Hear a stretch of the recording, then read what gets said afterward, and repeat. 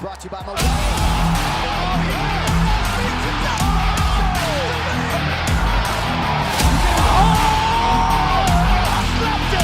Hey, I'm not surprised.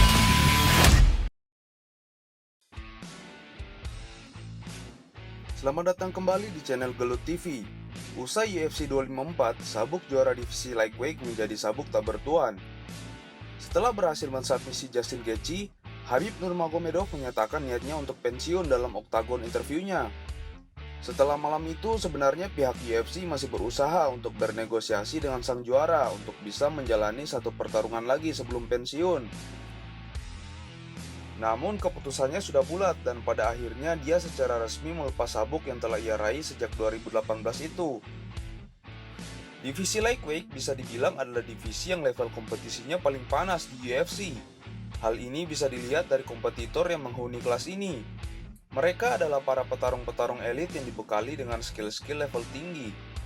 Bayangkan saja, dalam kurun waktu 4 tahun terakhir, kelas ini telah menghasilkan 5 juara yang berbeda, yang menurut saya sudah cukup jelas menggambarkan bagaimana panasnya persaingan para gladiator yang menghuni kelas ini. Akhir pekan ini, juara divisi lightweight yang baru akan terlahir. Charles Oliveira akan bertarung melawan Michael Chandler untuk memperebutkan sabuk juara yang ditinggal Khabib Nurmagomedov itu. Mereka akan bertarung dalam rangkaian event UFC 262. Mungkin masih banyak yang bertanya-tanya mengapa Michael Chandler yang mendapat kesempatan untuk title fight ini, mengingat ia baru melakukan satu pertarungan dalam karirnya di UFC. Ranking atas divisi lightweight dihuni oleh Charles Oliveira, Michael Chandler, Dustin Poirier, Justin Gaethje, Tony Ferguson, dan Conor McGregor. Semuanya memiliki tujuan yang sama, yaitu tahta tertinggi di divisi ini. Mereka bersaing agar bisa mendapatkan kesempatan untuk memperebutkan sabuk. Justin Gaethje baru saja mendapatkan kesempatan untuk perebutan sabuk. Namun waktu itu dia dikalahkan oleh Khabib Nurmagomedov. Jadi tidak mengherankan kalau dia belum langsung mendapat kesempatan untuk perebutan sabuk selanjutnya. Kemudian Conor McGregor mengalami kekalahan saat melawan Dustin Poirier. Sedangkan Tony Ferguson mengalami 2 kekalahan beruntun. Kompetitor yang paling pantas mendapatkan kesempatan itu seharusnya Dustin Poirier. Namun sayangnya Dustin lebih memilih untuk melakoni pertarungan triloginya melawan Conor. Sehingga Michael Chandler lah satu nama yang tersisa di antara para top contender yang dipilih oleh UFC untuk maju dalam perebutan sabuk. Menurut saya Michael Chandler adalah petarung yang sangat beruntung. Chandler yang merupakan pendatang baru di UFC tidak perlu waktu lama untuk mendapatkan kesempatan perebutan sabuk juara. Chandler memulai debutnya di UFC pada event UFC 257 melawan Dan Hooker. Sekedar informasi, sebelum melawan Michael Chandler, di laga sebelumnya Dan Hooker bertarung melawan Dustin Poirier. Saat itu keduanya beradu striking full selama 5 round. Di beberapa kesempatan Dan Hooker terlihat cukup merepotkan pertahanan Dustin, sehingga bisa dibilang Dan Hooker bukanlah fighter yang sembarangan. Namun di malam itu Chandler tampil dengan impresif dan berhasil meng-KO Dan Hooker hanya dengan 1 round saja. Di malam yang lain, Charles Oliveira melakukan hal yang sama. Setelah berhasil mengalahkan Tony Ferguson pada laga UFC 252, Charles Oliveira secara tegas menyatakan bahwa ia berhak mendapatkan kesempatan untuk perebutan sabuk divisi lightweight. Olha, o Khabib jurou diante do túmulo do pai dele, então acho que o cara não vai voltar. Ele não tá brincando. Você jurou diante do túmulo do pai dele e ele não vai voltar. Dustin Gaethje pode lutar com o Charlie, com o Charlie, não tem problema nenhum. Olha só, todo mundo aqui sabe. Eu venci essa luta, eu sou o próximo desafiante. E a gente vai esperar Conor McGregor e Dustin Poirier. Esse é o caminho a ser tomado, não tem outro caminho a ser tomado. São 8 vitórias seguidas. 7 vitórias eu não deixo pra decisão. Eu vou lá e faço acontecer, eu finalizo no nocauteio.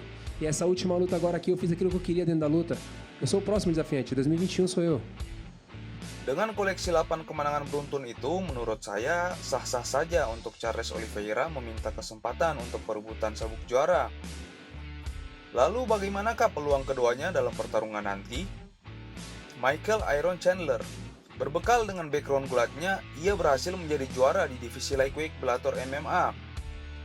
Selama menjadi juara, ia berhasil mempertahankan gelarnya sebanyak 3 kali. Dalam karirnya di dunia MMA, Michael Chandler memiliki rekor 22 kali menang dan 5 kali kalah. Dari total 22 kali kemenangan itu, ia berhasil mengoleksi 7 kemenangan submisi dan 10 kali kemenangan melalui knockout. Sesuai dengan julukannya, Michael Chandler terkenal dengan serangan-serangannya yang eksplosif yang mampu menumbangkan lawan-lawannya dengan tinjunya yang keras. Hal ini tergambar dalam 3 fight terakhirnya.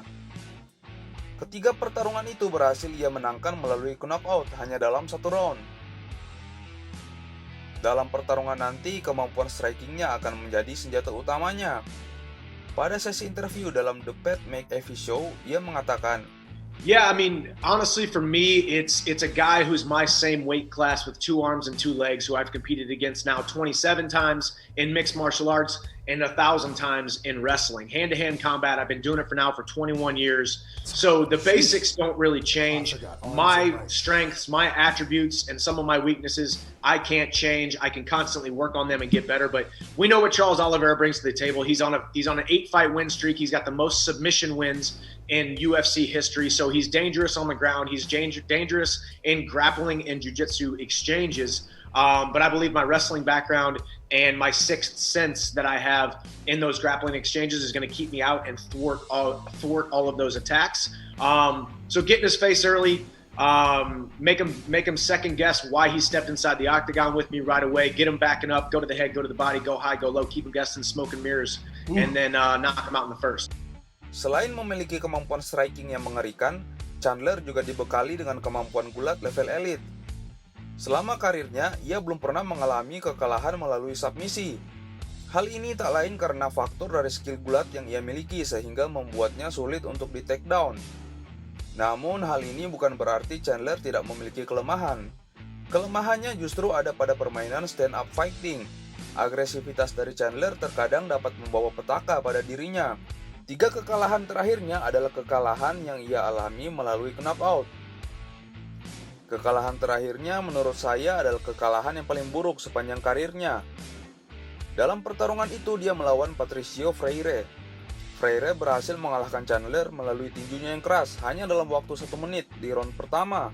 Jika ia bertekad untuk membawa pulang sabuk juara itu, maka ia harus dapat beradaptasi dengan lawannya, karena lawan yang akan ia hadapi selanjutnya bukanlah lawan yang sembarangan. Charles Oliveira adalah fighter asal Brazil yang memiliki rekor 30 kali menang dan 8 kali kalah. Walaupun jalan yang ia tempuh untuk menuju pertarungan ini tidak semulus jalan yang ditempuh Chandler, namun bukan berarti ia tidak dapat menjadi ancaman bagi Chandler.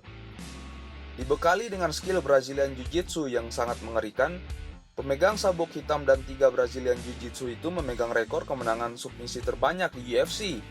Dengan kemampuan submisinya yang mengerikan itu, Oliveira digadang sebagai fighter yang memiliki kemampuan ground terbaik di divisi ini setelah Khabib Nurmagomedov. Hal ini tergambar dalam fight terakhirnya saat melawan Tony Ferguson. Oliveira membuat Tony bagaikan boneka sparring. Tony dibuat tak berdaya oleh kemampuan grappling Oliveira, yang akhirnya membuat Tony kalah telak dalam pertarungan itu. Saat ini Oliveira telah mencatatkan rekor 8 kemenangan beruntun yang 5 diantaranya diperoleh dari kemenangan submisi, dan sisanya ia peroleh dari penilaian juri dan kemenangan knockout. Namun dengan hanya mengandalkan kemampuan Brazilian Jiu-Jitsu saja tentunya tidak cukup untuk dapat memenangkan pertarungan melawan Michael Chandler. Chandler memiliki gaya bertarung yang agresif. Selain itu, ia juga terkenal dengan pukulannya yang sangat keras. Tentunya ini akan membahayakan bagi Oliveira. Menurut saya, untuk presentase stand up fighting di antara keduanya, Michael Chandler lah yang lebih unggul. Oliveira memiliki kelemahan pada pertarungan atas. Hal ini tergambar pada 4 kekalahan KO yang pernah dia alami. Namun hal ini akan berbeda jika Oliveira berhasil membawa pertarungan ke ground. Berbekal skill Brazilian Jiu-Jitsu yang dia miliki, ia dapat mengatasi agresivitas dari Michael Chandler dan membawanya keluar sebagai pemenang pada pertarungan nanti. Siapa yang kalian pilih dalam UFC 262 nanti? Tulis di kolom komentar ya. Terima kasih.